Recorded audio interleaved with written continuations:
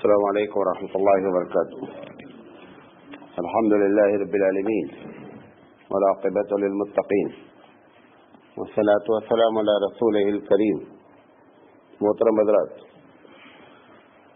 ہم بدعت کے پوسٹ مارٹم کے عنوان سے مسلسل آپ سے گفتگو کر رہے ہیں اور آج اس کا 10واں سیریل ہے. آج ہم تھوڑی سی بات ادیان باطلہ کے بارے میں کر کے آگے بات بڑھائیں گے. یہ نبی کریم صلی اللہ علیہ وسلم نے جن عقائد اور جن اعمال کی بنیاد پر اس دنیا کو چھوڑا، تو اس میں آپ نے آخری وقت میں یہ بات کہی تھی کہ میں اس دنیا سے جا رہا ہوں اور تمہارے درمیان میں 2 چیزیں بنیادی طور پہ چھوڑ رہا ہوں. ایک تو اللہ کی کتاب ہے اور دوسرے جو ہے وہ ہماری سنت ہے. ہم نے آپ کو سنت کے بارے میں تفصیل سے گفتگو کی. خلاصہ سنت کا یہ ہے کہ نبی کریم صلی اللہ علیہ وسلم اور صحابہ کرام کا جو عمل ہے وہ ہمارے لیے کیا ہے؟ حجت ہے اور ہمارے لیے دلیل ہے.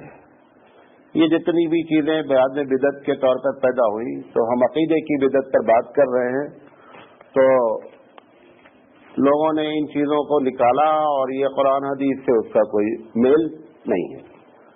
ایک فرقہ پایا جاتا ہے نیچریا، ہندوستان میں پایا جاتا ہے اور کیا کہتے ہیں بنگلہ دیش وغیرہ پاکستان میں پایا جاتا ہے. تو ان کا عقیدہ یہ ہے کہ ملائکہ کوئی چیز نہیں ہے، حالانکہ ہمارا عقیدہ یہ ہے کہ انسان ایک مخلوق ہے اور جن ایک مخلوق ہے، اسی طرح فرشتے بھی ایک مخلوق ہے. چونکہ قرآن کریم میں اس کا ذکر ہے، لہذا جب بندہ ملائکہ کا انکار کرتا ہے تو کافر ہو جاتا ہے. دوسری چیز ان کا کہنا یہ ہے کہ شیطان جو ہے یہ کوئی حقیقت نہیں ہے، یہ بھی قرآن کریم کا انکار ہے. حضرت آدم علیہ السلام کے بارے میں ان کا عقیدہ یہ ہے کہ حضرت آدم نے کوئی ایسی غلطی نہیں کی، یہ بھی قرآن مجید کی آیت کا انکار ہے. قبر میں عذاب کے یہ قائل نہیں ہیں. جنت اور جہنم کا انکار کرتے ہیں کہ جنت اور جہنم کوئی چیز نہیں ہے، جو کچھ ہونا ہے وہ یہی ہو جائے گا، بقیہ معاملہ ختم ہے. نبی کریم صلی اللہ علیہ وسلم اور تمام انبیاء کے معجزات کا انکار کرتے ہیں کہ ان سے کوئی معجزہ سرزد نہیں ہوا ہے. قرآن کریم کے بارے میں ان کا عقیدہ ہے کہ کوئی بھی آیت ایسی نہیں ہے جو نسخ ہوئی ہے. نسخ کہتے ہیں قرآن مجید میں بعض چیزیں ایسی ہیں، بعض ہے زیادہ نہیں ہے، 2-4 ہے، کہ اللہ نے ایک حکم نافذ کیا اور اس کے بعد ایک دوسرا حکم نافذ کیا، تو جو پہلا والا حکم ہوتا ہے وہ ختم ہو جاتا ہے، اس کو نسخ کہتے ہیں. یہ اس کے قائل نہیں ہیں. بہرحال یہ ان کے بنیادی عقائد ہیں جن کو ہم جو ہے وہ نیچریا. ان کا ایک ہے کہ جو کچھ ہو رہا ہے یہ آٹو سسٹم پہ لگا ہوا ہے، جس کو نیچر کہتے ہیں، کہ آٹو سسٹم پہ لگا ہوا ہے اور اس میں اللہ کا کوئی دخل نہیں ہے. ایک مرتبہ اس نے آٹو سیٹ کر دیا ہے اور یہ آٹو سیٹ پہ پوری دنیا کیا ہے چل رہی ہے. ہمارا عقیدہ یہ ہے کہ اگر ایک لمحہ بھی اس کائنات سے رب جلال غافل ہو جائے تو کائنات ختم ہو جائے.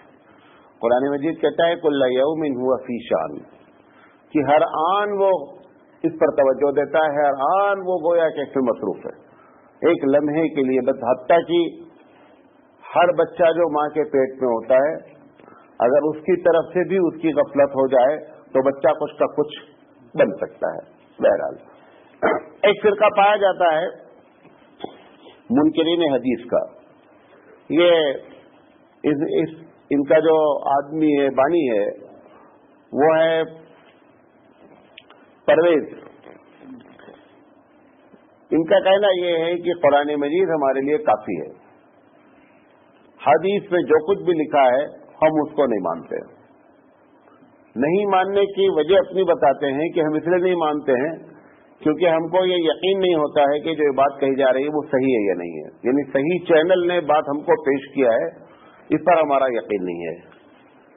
تو جب ان کے سامنے بات ہوئی، ہمارے علماء نے ان سے مناظرے کیے تو مولانا ثناء اللہ صاحب مرسلی رحمۃ اللہ علیہ بہت مشہور عالم ہے، ان سے مناظرہ ہوا. ایک ان کا اور بھی لیڈر ہے، اس کا نام ہے برق احمد جیلانی. تو وہاں مولانا صاحب امرتسری رحمۃ اللہ علیہ سے جب مناظرہ ہوا، ڈبیٹ ہوا، تو وہ ادھر بیٹھے اور حضرت ادھر بیٹھے. تو آئے جب وہ داخل ہوئے محفل میں، تو آتے ہی ان کے پاس رومال تھا، انہوں نے اس کو رومال کو ٹھیک سے رکھ کر کے ایسے رکھ دیا، اپنے سامنے ایسے رکھ دیا رومال کو. کہا کہ یہ مردہ ہے، سمجھو قرآن میں کیسے لکھا ہے، کیا لکھا ہے، اس مردے کے بارے میں کیا کرنا ہے، اس کو نہلانا ہے نہیں نہلانا ہے، کفن دینا ہے نہیں دینا ہے، یا اٹھا کر کے جلا دینا ہے، قبر میں ڈال دینا ہے، ڈالیں گے تو کیا نماز پڑھیں. انہوں نے کہا جو بات بھی کرنا ہے قرآن سے کرنا ہے. اب قرآن میں کچھ بھی نہیں لکھا ہے. انہوں نے کہا اگر قرآن مانتے ہو تو قرآن میں کہیں نہیں لکھا ہے، جو کچھ لکھا ہے وہ حدیث مصطفیٰ صلی اللہ علیہ وسلم نے بتایا ہے، اس کے تحت ہم زندگی گزارتے ہیں.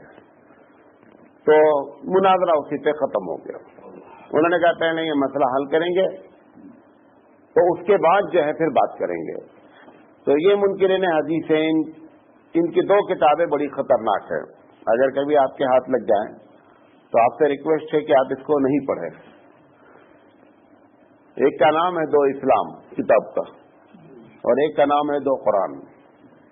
ہمارے دارالعلوم دیوبند کے وائس چانسلر قاری طیب علیہ الرحمہ نے ان دونوں کتابوں کا جواب لکھا ہے. اور بھی کرنول کے ایک بہت بڑے عالم گزرے ہیں، انہوں نے بھی اس کتاب کا جواب لکھا ہے.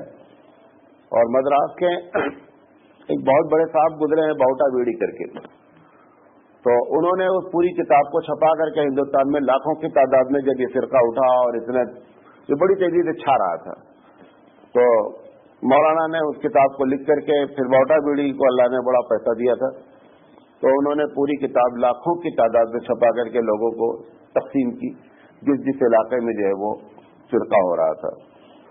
تو بنیادی طور پہ تو ان کا عقیدہ یہ ہے کہ حدیث کی کوئی ضرورت نہیں ہے اور قرآن ہمارے لیے کافی ہے. نبی کریم صلی اللہ علیہ وسلم کی سنت پر جیسے داڑھی ہے، داڑھی کا مذاق اڑاتے ہیں، داڑھی کا مذاق اڑاتے ہیں. یقینی بات ہے جب آدمی سنت کو مانتا ہی نہیں ہے تو پھر وہ اس قسم کی حرکتیں کرتا ہے. اور بھی ہے لیکن زیادہ ہم اس کے بارے میں ہم اپنا آگے چلنا چاہتے ہیں. یہ ہندوستان کے بنیادی طور پر فرقے پائے جاتے ہیں. ایک بات اور کہہ کے اپنی بات آگے بڑھاتے ہیں. فرقہ اور مسلک 2 الگ الگ لفظ ہے، اس کو یاد رکھیں. ایک فرقہ ہوتا ہے، ایک مسلک ہوتا ہے. جیسے ہم کہتے ہیں امام شافعی کا مسلک ہے، امام ابو حنیفہ رحمۃ اللہ علیہ کا مسلک ہے، امام مالک کا مسلک ہے.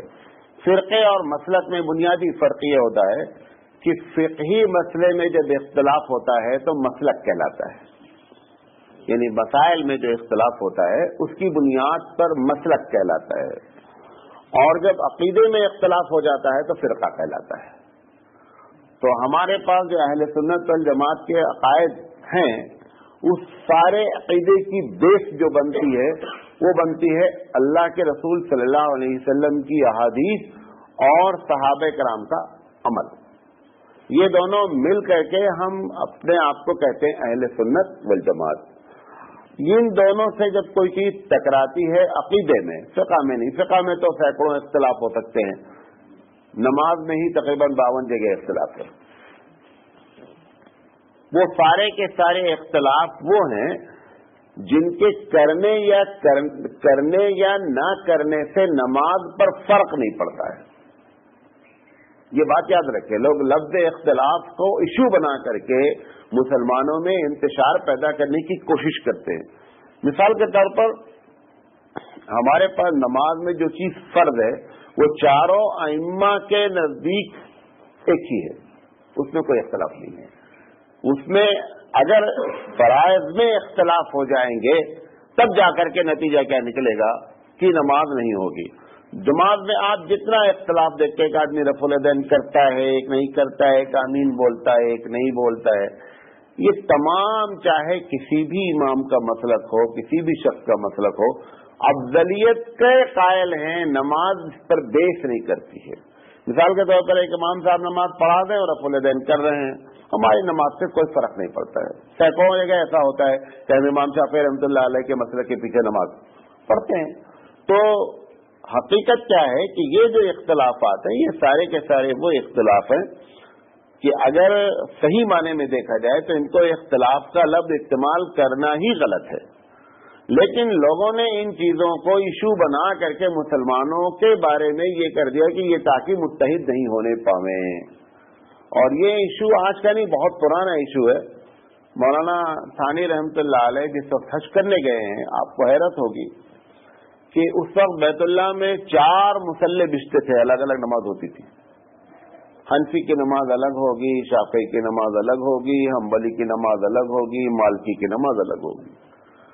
یہ چاروں مصلے الگ الگ وقت میں بچتے تھے، گویا ہر نماز کتنی مرتبہ ہوتی تھی؟ 4 مرتبہ ہوتی تھی۔ یہ تو اللہ تعالیٰ سعودی حکومت کو جزائے خیر دے کہ اس نے اس مسئلے پہ لا کر کے سب کو ختم کیا۔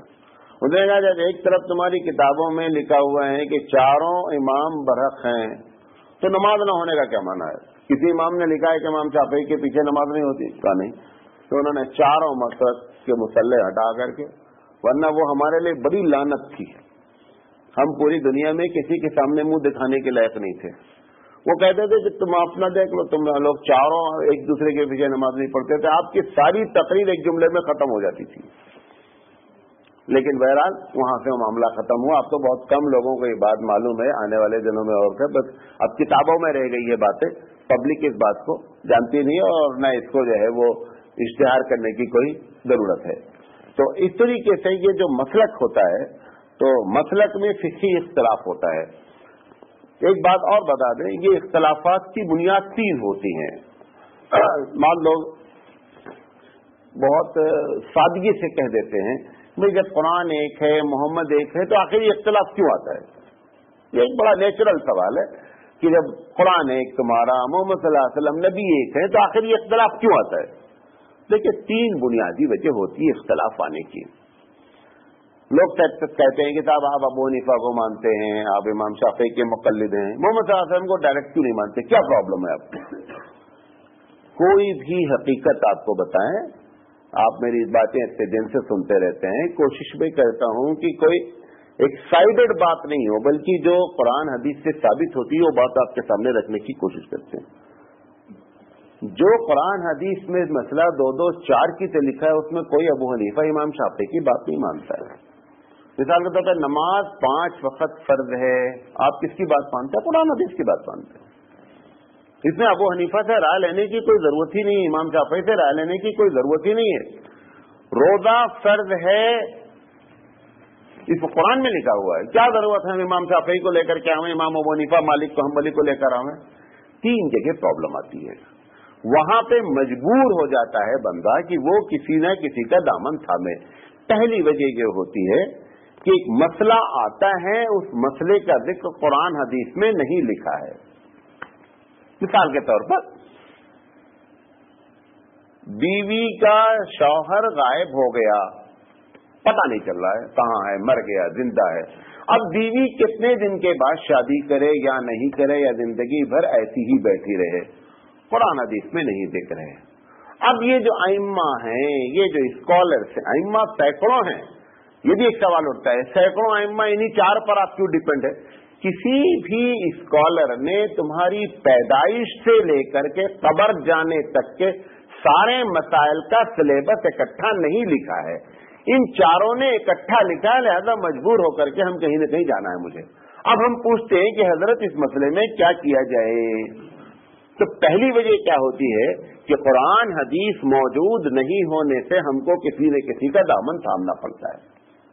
اب ابو حنیفہ رحمۃ اللہ علیہ کی رائے، وہ کہتے ہیں کہ صاحب نہیں، 80 سال تک شادی نہیں کر سکتی۔ ان کا کہنا ہے کہ چاند سے دیکھے زندہ ہو زندہ، اور اب قرآن کی آیت ہے، حدیث ہے کہ زندہ مطلب جس کا شوہر موجود آپ اس سے شادی نہیں کر سکتے، حرام ہے شادی کرنا۔ تو وہ احتیاطاً 80 سال جاتے ہیں۔ امام مالک رحمۃ اللہ علیہ کہتے ہیں کہ 4 سال کے بعد شادی کر سکتی ہے۔ نہ وہاں حدیث موجود ہے نہ یہاں حدیث موجود ہے، مجبور ہو کر کے بندے کیا کرتے ہیں اسکالر के पीछे भागते हैं, ये पहली वजह होती है। बात मेरी समझे। नंबर 2, हदीस मौजूद होती है लेकिन हदीस एक ही टॉपिक पर 2-3 हदीसें आ गई। अब बंदा ये समझ नहीं पा रहा है कि इस पे किस हदीस पर अमल करें। तो यकीनी बात है कि जब आपको बुखार लगातार आने लगा, अब आपको डॉक्टर रेफर करना पड़ेगा, पैरासीटामॉल से गाड़ी नहीं चलेगी। आप मजबूर हैं कि आप किसी न किसी, पहले तो आया बुखार, आपने कोरोसिन खा लिया, कोई पैरासीटामॉल खा लिया, अब लगातार नहीं है, एक ही टाइम आ रहा है, रोजाना आ रहा है। अब जा करके आपको फिक्र होती है कि नहीं साहब वो किसी न स्पेशलिस्ट को रेफर करना है। तो अब ऐसे मामले जब हदीस में आ जाते हैं तो बंदा मजबूर है, वो किसी न किसी से जाकर के रेफर करेगा कि भाई इस मामले में ये हदीस भी है, ये हदीस भी है, ये हदीस भी है, आप बताइए कि मैं क्या करूं। मिसाल के तौर पर अल्लाह के रसूल ने फरमाया कि जो चीज पेशाब पाखाने के रास्ते, ऐसे में आपको 50 नकल कर सकता हूं, एक दो नहीं 50 बगैर मुबालगा। पेशाब पाखाने के रास्ते से जब कोई चीज निकल जाती है तो वुदू टूट जाता है, खत्म हो गई बात। अच्छा, अब एक दूसरी हदीस में आता है कि अगर आपने कोई चीज आग पर पकी हुई खा ली तो वुदू टूट जाता है। अब एक हदीस आ गई, एक हदीस में आ गया आपने अगर ऊंट का गोश्त खा लिया तो वुदू टूट जाता है। अब वो पूछता है साहब बकरी का गोश्त खाए तो वुदू नहीं टूटता, ऊंट का गोश्त खाए तो क्यों टूटता है। ऐसे हदीसें मुख्तलिफ आती, फिर ले करके इसको तशरीह देखनी पड़ती, फिर उस वक्त मसले पे किसी न किसी स्कॉलर की राय को आपको फॉलो करना पड़ता है। ये दूसरी बुनियादी वजह होती है कि एक ही टॉपिक पर हदीस क्या हो गई, मुख्तलिफ आ गई, आप स्कॉलर नहीं है, डॉक्टर के पास आपको जाना ही जाना है। और या क्या है दूसरी शक्ल, आप ना जाइए डॉक्टर, खुद डॉक्टर बन जाइए। एक शक्ल ये भी हो सकती है कि आप खुद स्कॉलर बन जाए और कहें कि मैं इज्तिहाद के दर्जे पर हूं, मैं इज्तिहाद कर सकता हूं, ठीक है भाई। और तीसरी वजह ये होती है एक ही कुरान की आयत या हदीस के लफ्ज के माने में समझने में इख्तिलाफ, लफ्ज एक ही होता है, माने में इख्तिलाफ होता है। मिसाल के तौर पर कुरान मजीद में है कि जब औरत का शौहर मर जाए या औरत तलाक दे दे शौहर, तो 3 कुरू इद्दत गुजारे। क्या है? 3 कुरू। कुरू के माने क्या है? अब अरबी जबान जब छानी गई तो कुरू के 2 माने निकलते, एक माने होते हैं कि पीरियड, एक माने होते हैं पीरियड से खत्म होना। अब मसले में इख्तिलाफ हो जाएगा। मिसाल के तौर पर अगर माना ये लिया जाए कि 3 कुरू 3 पीरियड, आज किसी ने तलाक दिया, औरत पाक थी, पीरियड आया उसको 20 दिन के बाद, ये पहला कुरू माना जाएगा है? दूसरा आदमी कहता है नहीं साहब इससे तहारत मुराद है, जितने दिन तहारत थी, तहारत जैसे खत्म हो जाएगी, एक पीरियड एक महीना खत्म हो गया मान लिया जाएगा। तो ये तीसरी बुनियादी वजह होती है जिसकी बुनियाद पर बंदा मजबूर होकर के स्कॉलर को पकड़ता है, वरना कोई हनफी मालिकी शाफी होता नहीं है। हम मजबूर हो जाते हैं किसी न किसी स्कॉलर का दामन थामने के लिए। और ये जो कहते हैं कि यही रात 4 ही नहीं है, हजारों इमाम है, लेकिन किसी ने सिलेबस मुकम्मल नहीं लिखा है। जिसका मुकम्मल सिलेबस लिखा है हमारे लिए आसान है, वहां से वो उठा लेते हैं और सिलेबस अपने ऊपर नाफिज कर लेते हैं। ये बुनियादी वजह है। जो भी बड़े बड़े इमाम और भी गुजरे हैं, बड़े बड़े स्कॉलर, उन्होंने कोई एक टॉपिक पर किया है, 2-4 टॉपिक पर लिखा है, लेकिन तरतीब से आपकी जिंदगी गुजारने के लिए हर मसाइल को लेकर के बात की हो, इस किसी ने नहीं किया। ज्यादा मजबूर होकर के ये चारों इमाम को थामा जाता है। अब उसमें एक बात और आती है, वो बात कर रहे ताकि टॉपिक मुकम्मल हो जाए। एक बात उसमें आती है इसी कि चलो हम एक मसले में इमाम शाफी की बात मान लेते हो, दूसरे में इमाम हनीफा की मान लेंगे। अगर ऐसा आप करेंगे तो इंसान का एक मिजाज है। मिजाज क्या है? मिजाज है सहूलत पसंद। तो पता चला हमारा कोई इमाम नहीं रह जाएगा, हमारा इमाम सहूलत है। उस इमाम का नाम सहूलत है। जैसी हमको जहां फैसिलिटीज मिलेगी हम क्या करेंगे, सहूलत के तहत भागना शुरू कर देंगे। इस बुनियाद पर फतवा दिया जाता है कि आप अपने आप को, अभी आप डॉक्टर कितना नाराज होता, आप एक डॉक्टर के पास एक दिन जाइए, दूसरे दिन दूसरे के पास जाइए, तीसरे दिन तीसरे के पास जाइए, फिर पहले वाले के पास जाइए। मतलब भाई ऐसे इलाज नहीं होता है। आप एक दिन आए हो चले गए, आपने दूसरे बोलेंगे जब वो आपको सारे डॉक्टर बोलेंगे टापा करो, तुम्हारा इलाज कोई नहीं करेगा। तो एक के पास जम करके इलाज कर लो, हाँ ये मालूम हो जाएगी जान ये तो दवा जो दे रहा है तो पॉइजन दे रहा है। अब आप चेंज करें या कोई मामला हो, जब आप आइम्मा को समझ ही नहीं पाए हैं या आइम्मा की बात ही नहीं जानते, तो आपको चेंज करने का अख्तियार नहीं है। हमारे पास एक साहब आए, उन्होंने कहा बुखारी की रवायत है कि साहब रफुल यदैन करना चाहिए। हमने कहा एकदम सही रवायत है। उन्होंने कहा मौलाना मैंने पढ़ा है। हमने कहा एकदम सही पढ़ा तुमने। तो उन्होंने कहा कि जब सही हदीस आ गई तो मेरे ऊपर जिम्मेदारी है कि मैं उसको अमल करूं। हमने कहा ये तुमको मालूम हो गया अब तक जो तुम कर रहे थे वो गलत है। पहले वो तहकीक करो कि अब तक जो हमने किया ये 100% गलत करते रहे, ज्यादा हम राइट की तरफ जा रहे हैं। आप वो तहकीक कैसे करेंगे? आपको स्कॉलर बनना पड़ेगा पहले। अगर आप ऐसे ऐसे कूदते रहेंगे, एक हदीस में आएगा कि अल्लाह के रसूल सल्लल्लाहु अलैहि वसल्लम ने खड़े होकर पेशाब किया। अब आप दूसरे दिन बोलेंगे मौलाना हम बेमतलब बैठकर पेशाब कर रहे हैं, खड़े होने के पेशाब लिखा हुआ है। एक हदीस में आएगा कि आप अल्लाह के रसूल ने खड़े होकर पानी क्या बोलेंगे? आप लोग बेमतलब की तकरीर करते रहते हैं कि बैठकर पानी पीना चाहिए। ऐसे तो फिर आप जिंदगी गुजार ही नहीं सकते हैं। तो जहां पर आपको सही चीज नजर आई है एकदम सही है वो, लेकिन पहले ये तहकीक करने की जो हम कर रहे थे वो गलत कर रहे थे, वहां पे तो गलत हदीस मौजूद थी या हदीस ही मौजूद नहीं थी। महज आप ऐसे तामक्तियां मारेंगे तो पूरी जिंदगी ऐसे बर्बाद हो जाएगी। बात समझे मेरी? लिहाजा ये बातें होती है। बहरहाल ये बीते बात आ गई मसला और फिरके के सिलसिले में कल से इंशाल्लाह जिंदगी रही तो हम आपको तरतीबवार इबादत से बिदत शुरू करेंगे कि इबादत में कैसे कैसे बिदत दाखिल हुई और कहां कहां दाखिल हुई, सारी बातों तो करेंगे। वाखिर दावाना अल्हम्दुलिल्लाहि रब्बिल आलमीन, सुब्हानल्लाहि व बिहम्दिही, सुब्हानल्लाहि व बिहम्दिही, अशहदु अल्ला इलाहा इल्ला अंता, अस्तगफिरुका व अतूबु इलैक।